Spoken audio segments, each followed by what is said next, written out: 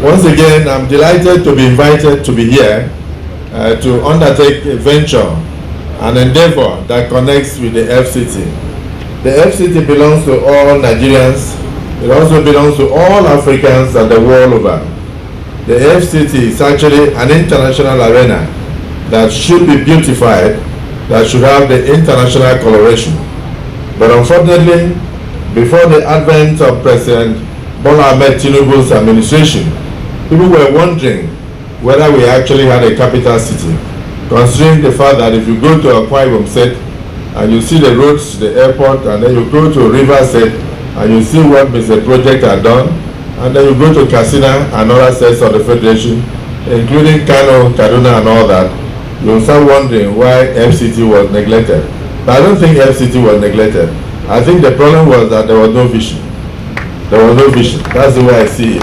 Because if somebody recognizes the fact that this is where all the ambassadors of various countries will come, this is where all the heads of states will come, then there would have been need to complete most of the arterial routes and even the main road that leads us from the airport. I want to say congratulations. Let me even mention one that continues to shock me. Each time I pass through that Asokoro flyover, that when you are coming in from the police headquarters and you are trying to go into Asokoro, I always shout on my people. I said, we are going to Asokoro. Where are you going to? They said, sir, it is Asokoro. I said, but you are passing through this flyover. And they said, Your Excellency, have you forgotten that Mr. Project is now the Minister of FCT? So, my brother, yes, Wike, that is another wonder. That place has changed the landscape of Abuja. And they are doing so. Even today, I entered Nelson Mandela as I was coming here. Just a main street in Asokoro. Go and see what we have done there. Completely transformed. So, we are not just thinking of roads all around. You are now coming to look at the masses and their comfort. I drove with Mr. President on the metro line earlier in the year, and I was amazed. I'm happy that Mr. President decided on the spot to give free ride to people traversing all those villages to the airport to and fro from now until December 31st. Free. And we are now confirming that over 4,000 people are being carried on a daily basis. I think this on its own is a major palliative awaiting the minimum wage that we are discussing. So can I say congratulations to you and the President. So a lot of people will say things. I saw one of the legislators on television talking about you and mentioning the fact that she was not carried along. Well, she's a member of the Senate. Once the decision is taken, she is bound by the decision. So please ignore every distraction, and then be rest assured that no matter what you do, not everybody will praise you. No matter what you do, others will still try to find fault. Some were saying, why roads alone? But look at where we are now. We are now about to flag off a major infrastructure that will touch the lives of people from Karo, Nyanya, and others. And this bus terminal we are talking about, I looked at the pictures. I saw where they are going to be seated, waiting for their bus to be called. And it's almost as if they are inside a major terminal at the airport. This is, for me, another major wonder of President Bola Ahmed Tinubu's administration. This is the way to cater for a city of this nature. This is the way to take care of the people of the area councils and also the FCT residents and visitors alike. So, I believe that you are a square peg in a square hole. And I must thank the President for having the eyes to pinpoint those who can perform and bringing them. He did this in Lagos, and today Lagos is one of the best, one of the largest economies in the whole of Africa when we are talking about cities. I have no doubt that by the time this President is through with his tenure in this country, 7 years from today, many people will not recognize FCT. They will not recognize Nigeria again. So all I can say is let us continue to pray for him. Pray for him and be hopeful that the challenges that you see today, tomorrow you will see them no more. So Mr. Project, the development of this bus terminal is more than just a construction project. It is a testament to the good works and commitment of you and the President of the Federal Republic of Nigeria. I can tell you that your efforts to modernize Abuja and bring progress to the downtrodden, this is one of those realizations. The terminal will serve as a vital hub that will facilitate the efficient movement of people, serve as a vital hub that will ensure traffic decongestion and also improve the overall quality of life for residents and visitors alike. Yes, you mentioned something about one chance. Even people that make phone calls and call boats, some of the boat drivers are not really, they just hack people's phone numbers, and by the time you get in, you realize that that's the end. The next thing, your family will start getting phone calls for ransom. So this will stop all those nonsense. And we have discussed the fact that yes, if you hand this over to just normal people, how do you call it? Is it the NURT or something? Nigerian Union of Road Transport to run. This will go down. And it will just become a habitat for criminals. So let it be privately run, but please let it be also affordable. So all you do is to supervise it to ensure that it's affordable.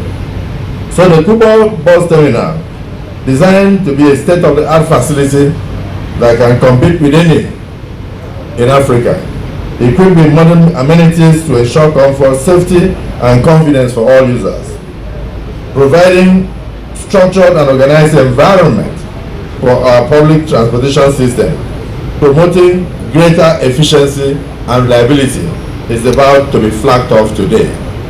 So let me say that the project aligns with broader vision for Abuja and Nigeria as a whole, that not just within the country, but in the entire global community, that these kind of projects are being found. A well-organized public transportation system is the backbone of any thriving metropolis.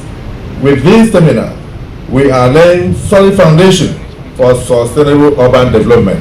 One was flagged off yesterday by Mr. Speaker, and we're about to flag off another construction today. And I'm very delighted that most of my colleagues are here with me to witness this. And knowing you, not just because you said the money is available, I know your capacity to supervise. The contractors had better be ready, because even by 1 a.m. you'll be here to see what they are doing. And so they will deliver within the 15 months or even less, to the glory of God.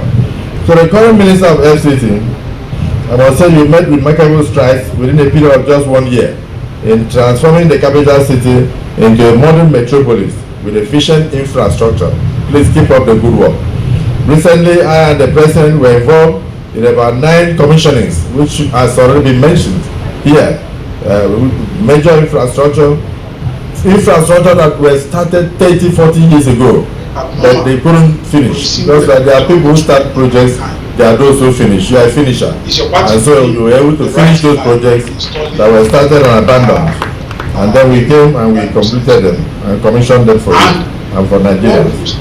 The improvements aim to attract both investors and tourists, making Abuja a prime destination for business, public service, and leisure. Yes, that reminds me of the leisure park that I went to Sunrise Estate. That I went with you. I think a lot of people are not even aware of that. The children are on a daily basis praising you for that leisure park. So congratulations, Mr. Project. So sorry, Mr. Antibiotics. So I can't answer. Your commitment to these projects has earned commendations from supporters and critics alike, highlighting the positive impact of initiatives on the city's growth and modernization.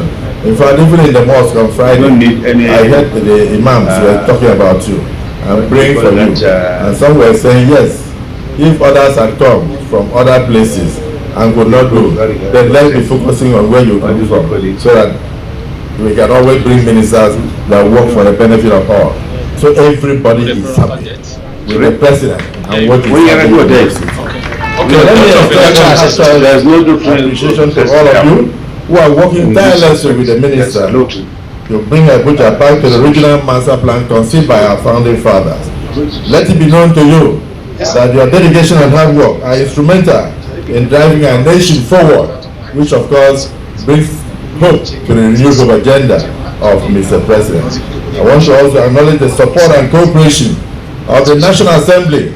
We are determined to support you and support Mr. President to deliver the goods to all Nigerians. So when we are through, there was a yes, there was an administration and there was a parliament, and they worked harmoniously together and changed Nigeria for the better. I think that's our dream and that's our mantra.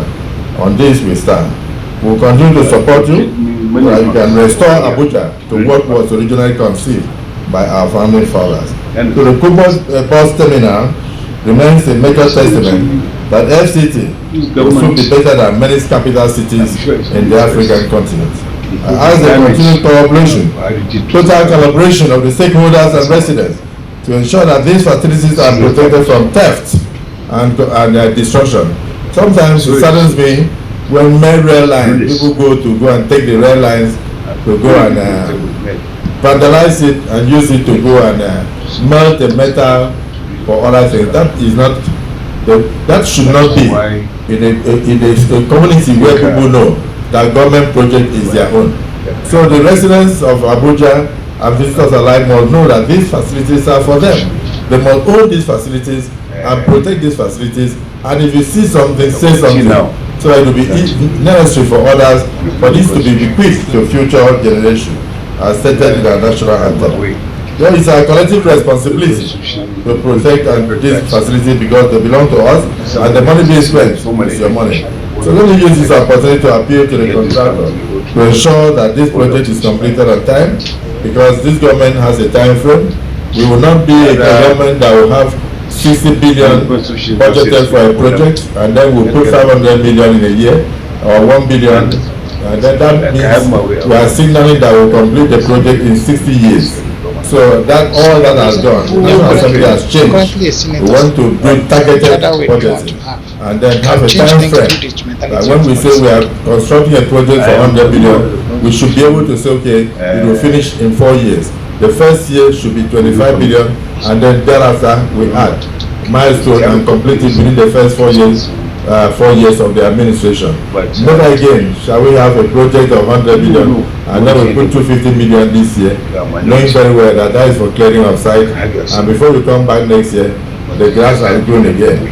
So in conclusion, I want to reiterate this present administration's unwavering dedication and commitment to the development of not just Abuja, to the development of this country. And to say, yes indeed, the Kuba Bus Terminal represents a major significant step in this direction. So on that note, local government confidence that we have in you and your team, it is now my privilege as President of the Nigerian Senate, National Assembly, to move forward to flag off the Kuba Bus Terminal construction to the glory of God and for use by humanity.